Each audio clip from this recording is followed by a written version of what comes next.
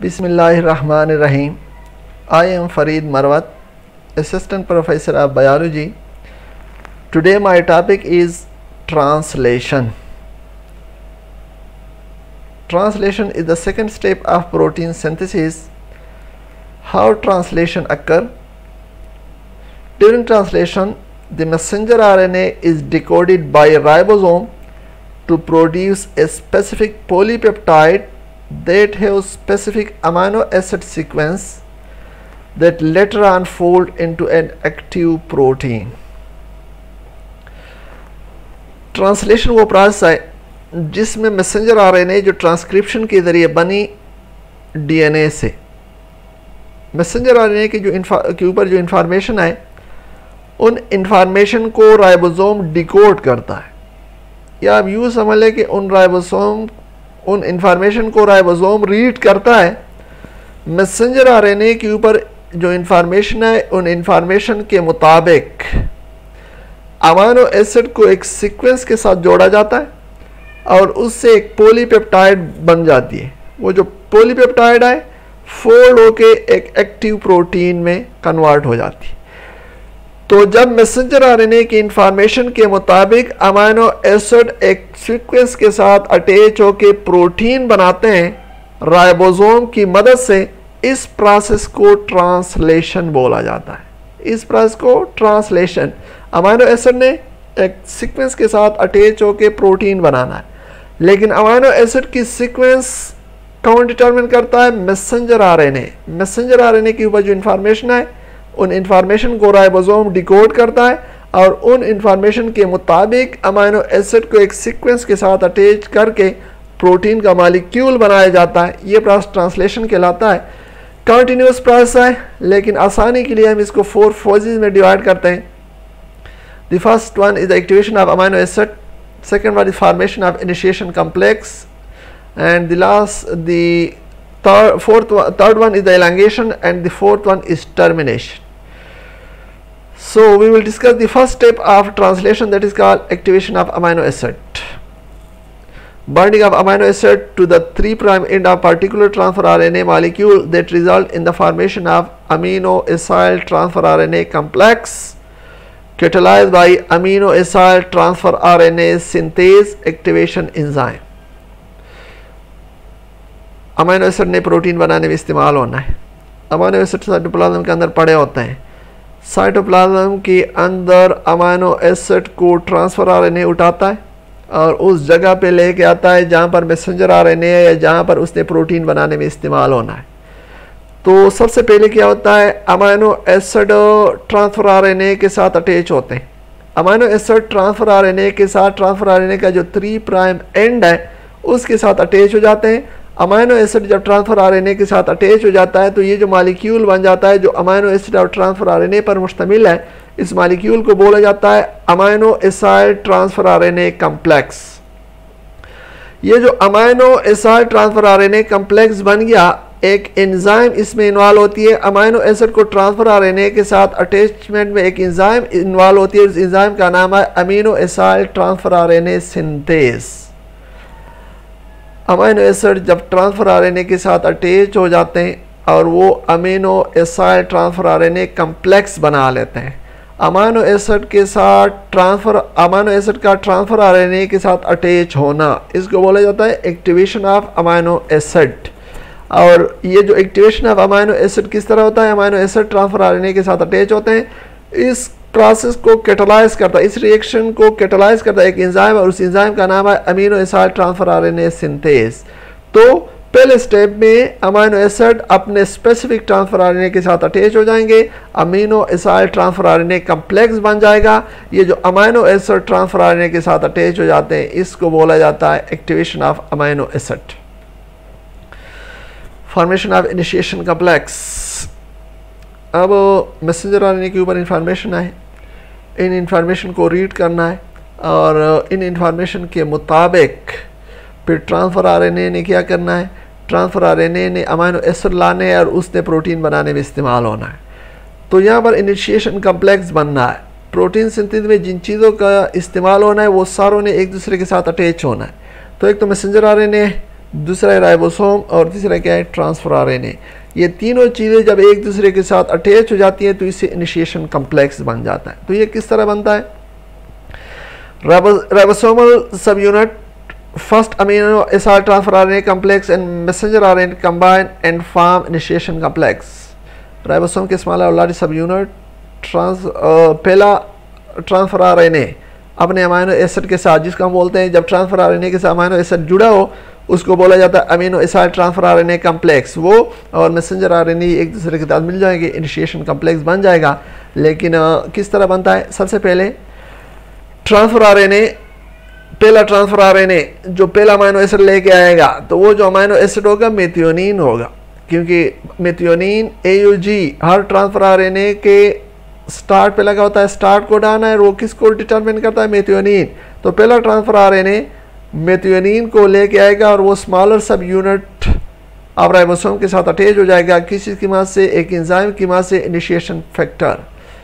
पहला transfer RNA और smaller सब यूनिट के साथ क्या हो गया? अटैच हो गया। अटैचमेंट में किस में मदद की? इनिशिएशन फैक्टर ने हेल्प की। बिल्कुल उसी वक्त at the same time 5' end of messenger RNA also bind with smaller subunit of ribosome with the help of another initiation factor.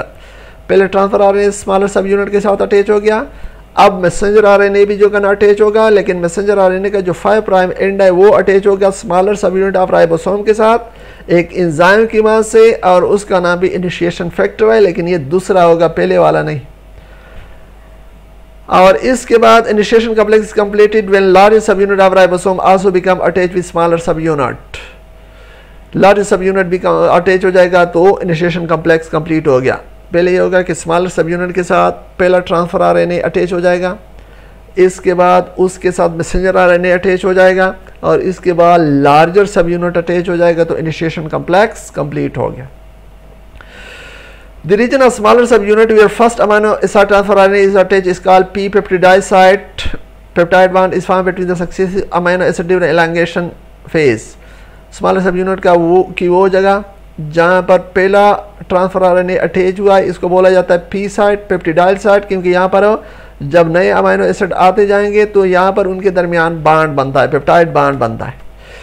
इसके बाद the next site is A site, amino site where transfer RNA along with its amino acid will be attach. एक site के ऊपर A site होता है जहाँ पर नया ट्रांसफर आरएनए आएगा और अपने अमीनो एसिड के साथ आके वहाँ पर अटैच हो जाएगा। And the third one is the exit site where empty transfer RNA will leave the ribosome during elongation phase. और जो E साइट है उसका वो वाला जगह है जहाँ जो कहना जो फ्री ट्रांसफर आरएनए है वो क्या होगा? रिलीज होगा। तो ये देखें इनिशिएशन कॉम्प्लेक्स है, स्मॉलर सब यूनिट, लार्जर सब यूनिट। ये जो स्मॉलर सब यूनिट की ये जगह जहाँ पर ट्रांसफर आरएनए पहला ट्रांसफर आरएनए मेथियोनिन के साथ अटैच, ये कहलाता है P साइट या पेप्टिडाइल, क्योंकि यहाँ पर जब दूसरा ट्रांसफर आरएनए आएगा तो उसके साथ ये बांड बनाएगा। A साइट हो, अमीनो एसिड साइट हो, यहाँ पर नया ट्रांसफर आरएनए जो आएगा अपने अमीनो एसिड के साथ यहाँ पर अटैच होगा, तो इसको A साइट और E साइट। हमारे पास ये जो ट्रांसफर आरएनए है अपना अमीनो एसिड इस दूसरे ट्रांसफर आरएनए को देगा, और इसके बाद जब ये फ्री हो जाएगा तो E साइट के ऊपर आएगा, यहाँ पर ये एक्सेप्ट करेगा या यहाँ से ये रिलीज होगा। तो P साइट के ऊपर पहला ट्रांसफर आरएनए अटैच होगा और यहाँ पर पेप्टाइड बांड बनता है, तो इसी वजह से इसको पेप्टिडाइल साइट का नाम दिया गया। A site amino acid site, वहाँ पर नया ट्रांसफर आरएनए आएगा और E साइट के ऊपर फ्री ट्रांसफर आरएनए क्या होगा? रिलीज होगा। इनिशिएशन कॉम्प्लेक्स के बाद आए पेप्टाइड एलॉन्गेशन।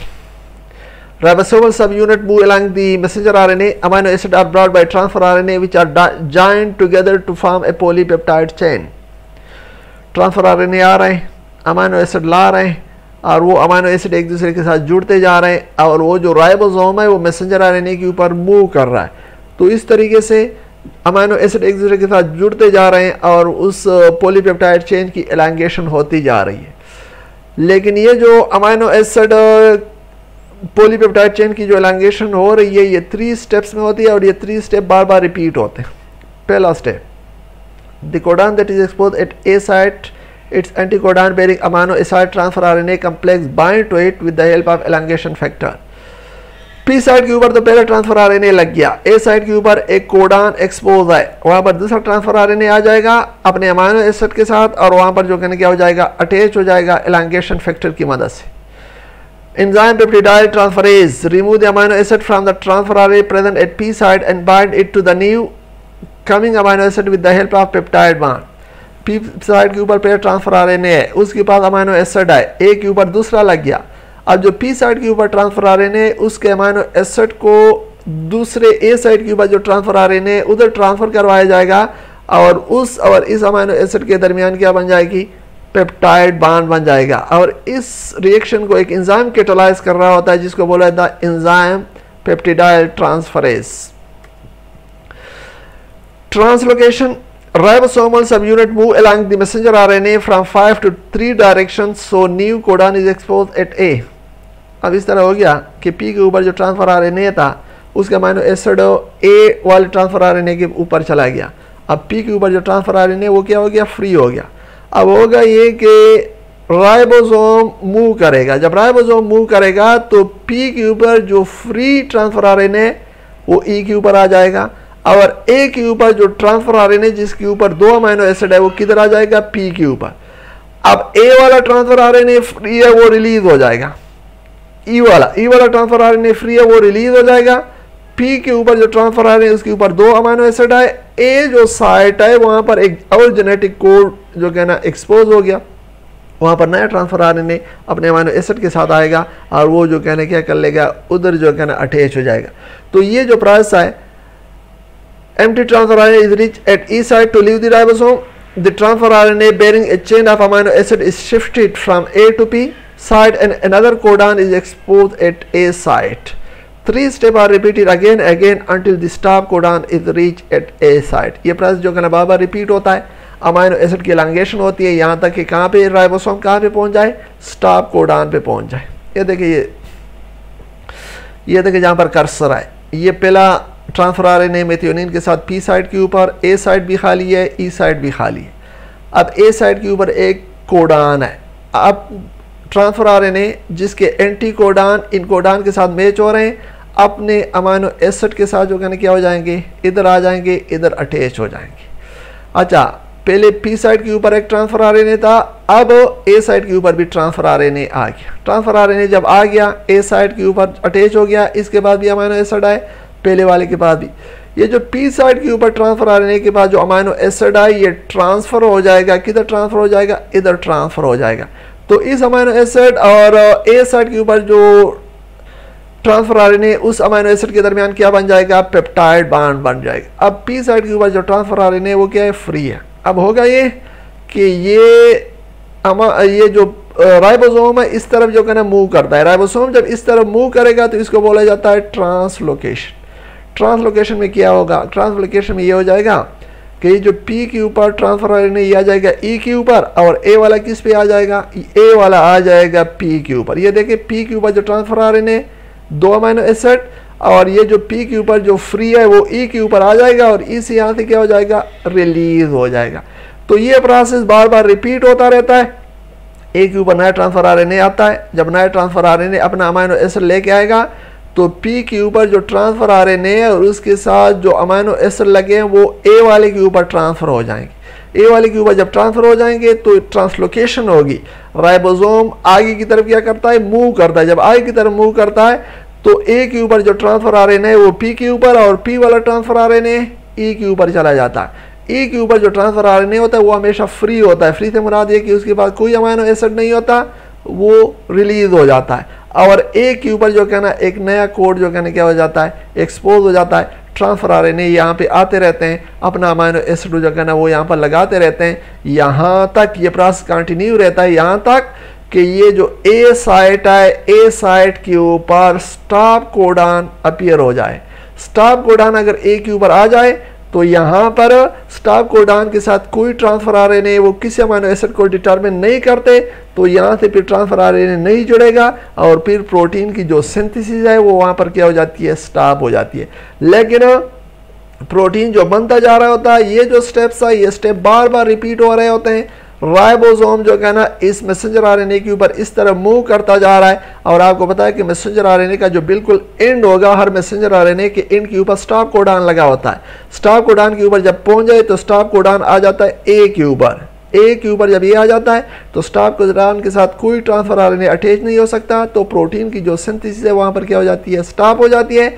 वैसे ये होता है कि पी के ऊपर ट्रांसफर आरएनए होता है, ए के ऊपर नया ट्रांसफर आरएनए अपने अमाइनो एसिड के साथ आता है। जब अमाइनो एसिड के साथ ये जुड़ता है तो फिर क्या हो जाता है, पी के ऊपर जो ट्रांसफर आरएनए है वो ए के ऊपर जो ट्रांसफर आरएनए उसका अमाइनो एसिड उधर ट्रांसफर हो जाता है, पेप्टाइड बॉन्ड उसके दरमियान बन जाता है, पी वाला जो ट्रांसफर आरएनए वो फ्री हो जाता है। अब इसके बाद क्या होता है, राइबोसोम आगे की तरफ मूव करता है, पी के ऊपर जो ट्रांसफर आरएनए वो ई के ऊपर आता है, ई के ऊपर जब आता है तो वो क्या हो जाता है, रिलीज हो जाता है। पी वाले के पास जो कहना पहले जो अमाइनो एसिड थे वो आ गए, ए के ऊपर जेनेटिक कोड क्या हो गया, एक और जेनेटिक कोड आ गया जिसके साथ कोई ट्रांसफर आरएनए अटैच नहीं है, तो यहाँ पर नया ट्रांसफर आरएनए नए अमाइनो एसिड के साथ अटैच होगा। ये प्रोसेस इस तरह रिपीट होता रहता है यहाँ तक कि कहाँ पे ना पहुँच जाए, स्टॉप कोडॉन के ऊपर ना पहुँच जाए, और स्टॉप कोडॉन मैसेंजर आरएनए के एंड के ऊपर लगा होता है। टर्मिनेशन, टर्मिनेशन किस तरह होती है, nonsense codon is reach at A site to which no transfer RNA can bind. A site के ऊपर जो कहना वैसे तो दूसरे कोडॉन आ रहे थे जिसके साथ ट्रांसफर आरएनए अटैच हो सकता, नॉन-सेस कोडॉन या स्टॉप कोडॉन जब ए के ऊपर आ जाए तो वहाँ पर कोई ट्रांसफर आरएनए अटैच नहीं हो सकता। Releasing factor become attach that terminate the translation. Stop codon के साथ तो ट्रांसफर आरएनए अटैच नहीं हो सकता, वहाँ पर एक प्रोटीन जिसका नाम है रिलीजिंग फैक्टर वो अटैच हो जाता है, और वो जो कहने क्या कर लेता है, ट्रांसलेशन के प्रोसेस को टर्मिनेट कर लेता है। Polypeptide are release from transfer RNA, जब रिलीजिंग फैक्टर ए के ऊपर अटैच होगा पॉलीपेप्टाइड को रिलीज कर लेगा, राइबोसोमल यूनिट को एक दूसरे के साथ जो कहना सेपरेट कर लेगा, ट्रांसफर आरएनए जो कहने क्या कर लेगा, अलग कर लेगा। तो इस तरीके से जो प्रोटीन की जो सिंथेसिस हो रही थी, प्रोटीन की सिंथेसिस जो कहने क्या हो जाएगी, टर्मिनेट हो जाएगी। ये देखें, ये पी साइड के ऊपर जो ट्रांसफर आरएनए इसके पास अब क्या बन चुकी है, अमीनो एसिड की एक चेन बन चुकी है। ए साइड के ऊपर एक कोडॉन आ गया जिसको बोला जाता है स्टॉप कोडॉन, मतलब कि यूएजी आ गया, यूएए आ गया या यूजीए, इसके साथ कोई ट्रांसफर आरएनए क्या नहीं हो सकता, अटैच नहीं हो सकता। जब अटैच नहीं हो सकता यहाँ पर एक प्रोटीन अटैच होगा जिसको बोला जाता है रिलीजिंग फैक्टर। रिलीजिंग फैक्टर क्या कर लेगा, रिलीजिंग फैक्टर ये कर लेगा कि ये जो ट्रांसफर आरएनए जिसके साथ अमीनो एसिड अटैच था, अमीनो एसिड की चेन अटैच थी, ट्रांसफर आरएनए को अलग कर लेगा, पॉलीपेप्टाइड चेन अलग हो गया। इसके अलावा क्या कर लेगा, मैसेंजर आरएनए को अलग कर लेगा, स्मॉलर सब यूनिट और लार्जर सब यूनिट को क्या कर लेगा, अलग अलग कर लेगा। तो रिलीजिंग फैक्टर स्टॉप कोडॉन जो मैसेंजर आरएनए के एंड के ऊपर होता है उसके साथ अटैच हो जाए। जब अटैच हो जाता है तो सारी जो इनिशिएशन कम्प्लेक्स बना हुआ था ना, जिसमें ट्रांसफर आरएनए, स्मॉलर सब यूनिट, लार्जर सब यूनिट, मैसेंजर आरएनए सारा जो बना हुआ था उन सारों को रिलीज कर लेगा। ट्रांसफर आरएनए जिसके साथ पॉलीपेप्टाइड चेन उसको अलग अलग कर लेगा, स्मॉलर सब यूनिट, लार्जर सब यूनिट उसको अलग कर लेगा, मैसेंजर आरएनए जो है ना अलग हो जाएगा। इस तरह रिलीजिंग फैक्टर क्या कर लेगा, प्रोटीन सिंथेसिस को टर्मिनेट कर लेगा। ये पॉलीपेप्टाइड चेन बन गया, ये पॉलीपेप्टाइड चेन फोल्ड हो जाएगा और फोल्ड होने के बाद एक एक्टिव प्रोटीन बना लेगा। फिर एक्टिव प्रोटीन क्या करेगा, सेल के अंदर या हमारे बॉडी के अंदर कोई ट्रेट पैदा करेगा या कोई केमिकल रिएक्शन को स्पीड अप करेगा या कोई फंक्शन जो कहना परफॉर्म करेगा। तो जब ये दो स्टेप्स मैंने आपको बताया, ट्रांसक्रिप्शन और ट्रांसलेशन, जब ट्रांसलेशन हो जाती है तो उसके रिजल्ट में प्रोटीन बन जाता है और वो प्रोटीन फिर क्या करता है, तो जीन जब एक्सप्रेस हो रहा होता है, जीन हमारे बॉडी के अंदर ट्रेट को पैदा करने के लिए या फंक्शन को, किसी फंक्शन को कंट्रोल करने के लिए, तो वो किस तरह कंट्रोल करते हैं, बेसिकली वो प्रोटीन बना रहे होते हैं। प्रोटीन वो बना लेते हैं और उस प्रोटीन ने फिर क्या करना होता है, उस प्रोटीन ने फंक्शन को जो कहने क्या करना होता है, कंट्रोल करना होता है। In order to make your concept crystal clear about the protein synthesis, let's have a look at this animation. How protein is synthesized from DNA. ये हमारे पास सेल है, सेल के अंदर न्यूक्लियस होता है, मुख्तलिफ ऑर्गेनेलिया, और अंदर जो कहना सेंट्रल रोल न्यूक्लियस प्ले कर रहा है। न्यूक्लियस के अंदर अगर हम देखें तो न्यूक्लियस के अंदर क्रोमोसोम होते हैं। ये जो क्रोमोसोम है ये किस चीज़ के बने होते हैं, डीएनए के बने होते हैं। इसके अंदर जो मेन कंपोनेंट है वो डीएनए और इसके अलावा उसके अंदर प्रोटीन भी होते हैं। ये जो राउंड स्ट्रक्चर उसने बनाए होते हैं उसको हिस्टोन और डीएनए ने जो राउंड, इसको न्यूक्लियोसोम बोलते हैं। डीएनए का हर वो पार्ट जो प्रोटीन सिंथेसाइज कर सकता है उसको बोला जाता है जीन। जीन जब एक्सप्रेस होता है तो एक्सप्रेशन के लिए वो प्रोटीन बनाता है। तो प्रोटीन बनाने के लिए सबसे पहले ट्रांसक्रिप्शन होती है, जिसमें एक enzyme RNA polymerase enzyme DNA के साथ अटैच होता है, दोनों स्ट्रैंड को अलग कर लेता है और न्यूक्लियोटाइड को एक दूसरे के साथ अटैच करके वो आरएनए बनाता है। इस आरएनए को बोला जाता है messenger RNA. RNA polymerase enzyme DNA से क्या बना लेता है, आरएनए बना लेता है। ये जो आरएनए बन गया इसको मैसेंजर आरएनए बोलते हैं। लेकिन इस मैसेंजर आरएनए के अंदर नॉन कोडिंग रीजन्स होते हैं जिसको इंट्रॉन बोला जाता है। तो सबसे पहले उस इंट्रॉन को काटा जाता है और उसके बाद एक्सोन को आपस में अटैच कर लेता है। अब ये फंक्शनल मैसेंजर आरएनए बन गया। ये फंक्शनल मैसेंजर आरएनए न्यूक्लियोपोर के ज़रिए न्यूक्लियस से साइटोप्लाज्म में आ जाएगा। साइटोप्लाज्म के अंदर ये जो मैसेंजर आरएनए बन गया, इन इंफॉर्मेशन को रूट करेगा राइबोसोम। स्मॉलर और लार्जर सब यूनिट अटैच हो जाएंगे, मैसेंजर आरएनए और साथ ट्रांसफर आरएनए। तो ये तीनों मिलके क्या बना लेंगे, तीनों मिलके इनिशिएशन कम्प्लेक्स बना लेगा। हर ट्रांसफर आरएनए के साथ अमाइनो एसिड अटैच हो जाता है जिसको बोला एक्टिवेशन ऑफ अमाइनो एसिड। ये अटैच हो गया 3 प्राइम एंड के ऊपर और नीचे जो कहना इसके 3 UCA एंटी कोडान होते हैं। इस एंटी कोडान की वजह से मैसेंजर आरएनए के ऊपर जो कोडान होते हैं उसके साथ ये जुड़ते जाते हैं। इस तरह फ्री ट्रांसफर आरएनए रिलीज होता जा रहा है, नया ट्रांसफर आरएनए नए अमाइनो एसिड के साथ आ रहा है, वो अमाइनो एसिड उसके ऊपर शिफ्ट होते जा रहे हैं और चेन ऑफ अमाइनो एसिड या पॉलीपेप्टाइड चेन जो है ना एलांगेट होता जा रहा है, यहाँ तक कि कहाँ पे पहुँचे, टर्मिनेशन या स्टॉप कोडान पे पहुँच। जब स्टॉप कोडान पे पहुँच जाएगा तो ये चेन रिलीज हो जाएगा। ये चेन फोल्ड होके क्या बना लेगा, एक फंक्शनल प्रोटीन बना लेगा। इसका जो पहला स्टेप था जिसमें डीएनए से आरएनए बन रहा था उसको हम नाम देते हैं ट्रांसक्रिप्शन। और ये जो दूसरा स्टेप है जिसमें ये प्रोटीन के मालिक्यूल जो क्या ना वो बना रहे थे, प्रोटीन के मालिक्यूल मैसेंजर आरएनए के ऊपर जो इन्फॉर्मेशन है, इन इन्फॉर्मेशन के मुताबिक अमाइनो एसिड को जोड़ा जा रहा है और उससे जो कहना पॉलीपेप्टाइड चेन है और पॉलीपेप्टाइड चेन आखिर में किस में कन्वर्ट होगी, एक फंक्शनल प्रोटीन में कन्वर्ट होगी। ये जो आखिरी जो स्टेप है इसको क्या बोला जाता है, ट्रांसलेशन। प्रोटीन सिंथेसिस होती है जीन एक्सप्रेशन के दौरान। जीन जो कहना किसी फंक्शन या किसी करेक्टर को पैदा करने के लिए होता है। अब वो फंक्शन या वो करेक्टर पैदा करने के लिए जीन क्या बनाएगा, प्रोटीन बनाएगा।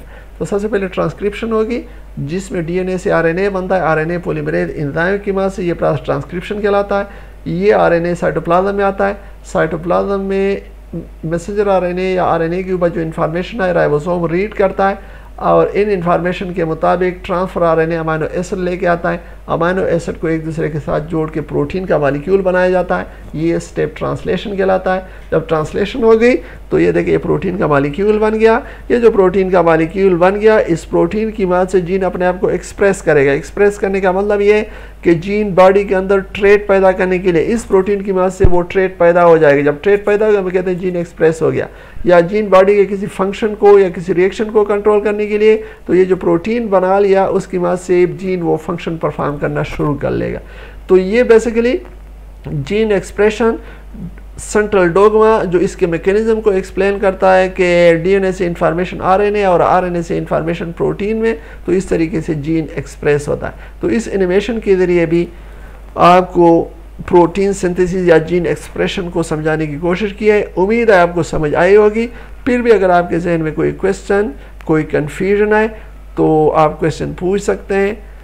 And thanks you all, take care, अल्लाह हाफिज़।